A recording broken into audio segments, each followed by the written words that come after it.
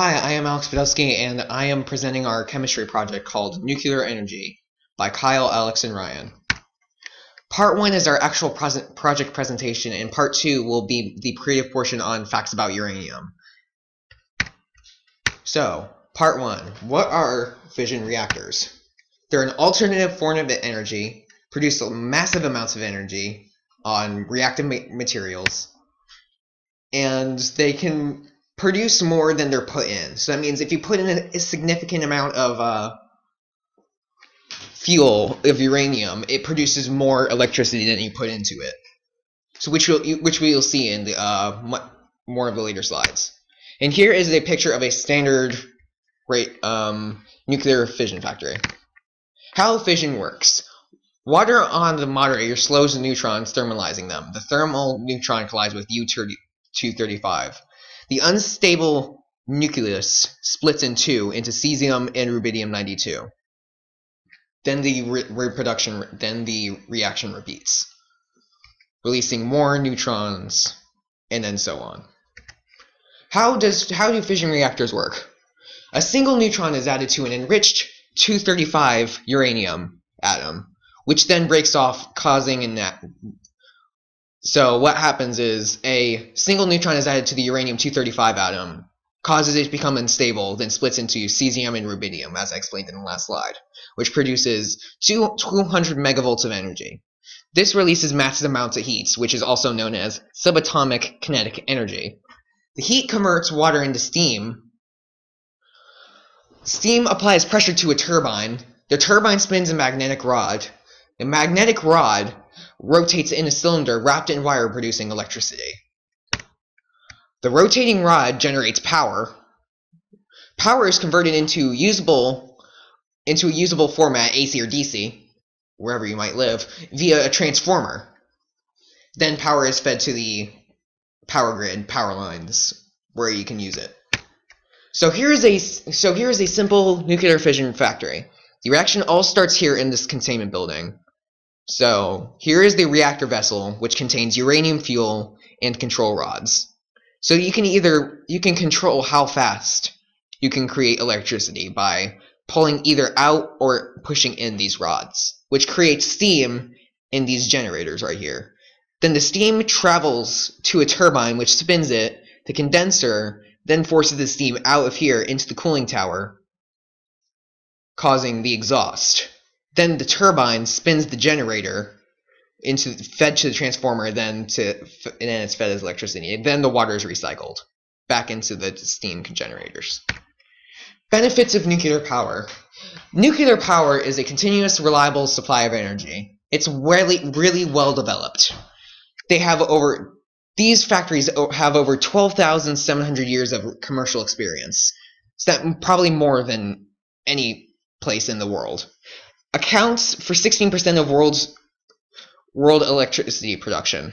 There's a extensive fuel supply, which split off into breeder reactors, and you can use other fissile materials than uranium.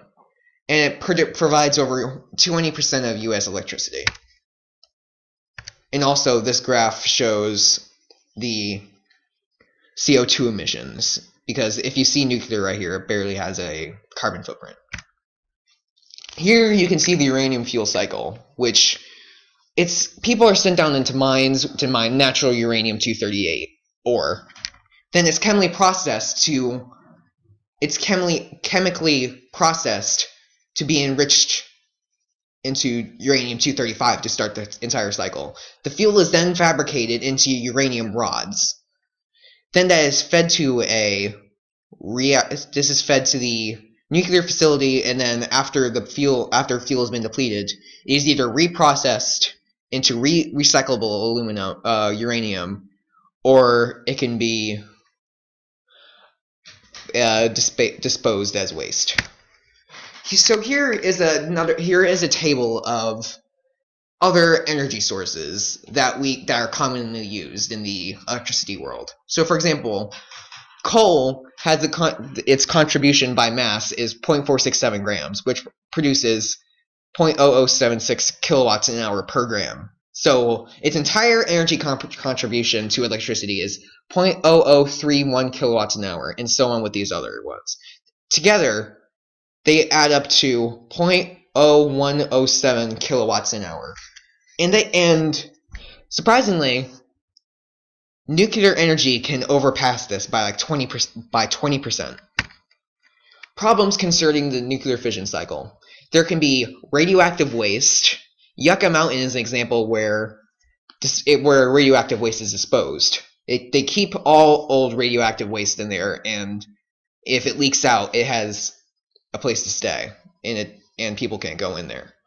They can reprocess spent fuel, but that can lead to serious drawbacks into safety because it could explode, which happened at Chernobyl. That was the only, in a nuclear power plant, a commercial nuclear power plant, the only fatalities happened at Chernobyl, and people must overcome public fear, because it could explode in your backyard. It can explode miles from your house. It can cause severe casualties. There are possible solutions to nuclear waste issues. We could store them underwater, but this is only a short-term pollution. It's not a danger to humans, but it is detrimental to ocean life, and it could kill off a bunch of our fish, coral, which produces oxygen for the water.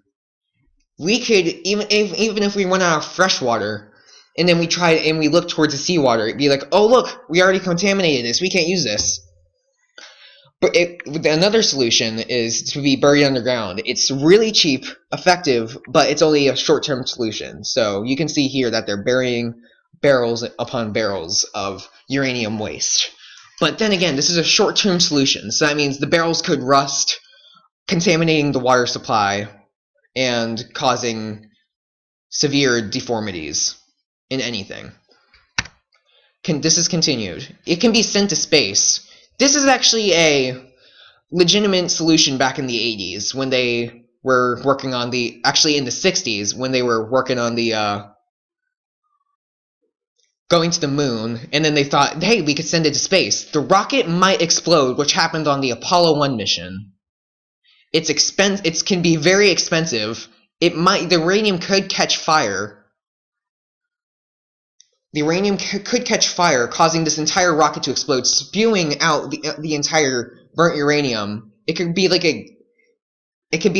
you're firing off a nuclear bomb.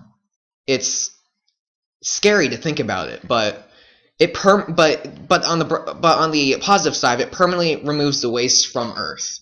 But then again, you don't want any nuclear stuff floating in space. Fast breeder reactors. So this is what I was talking about earlier.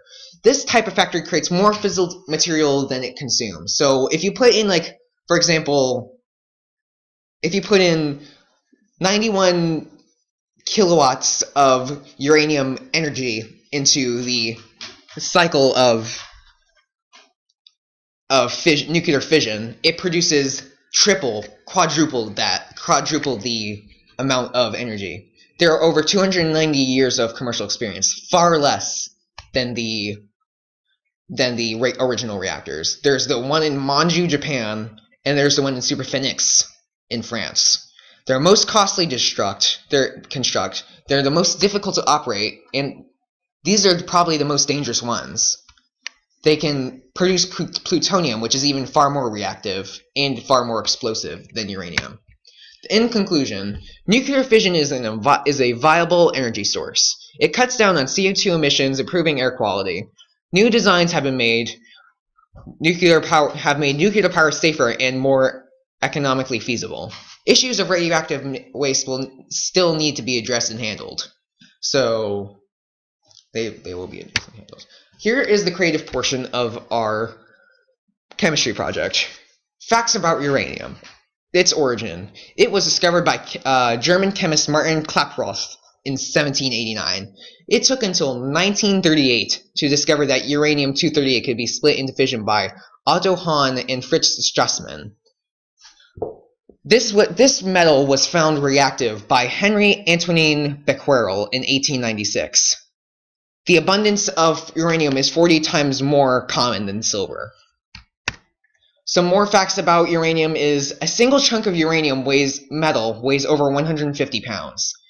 This is to scale from a gallon milk jug, which weighs 8 pounds. The world uranium production in 2001 was over 78.9 million pounds.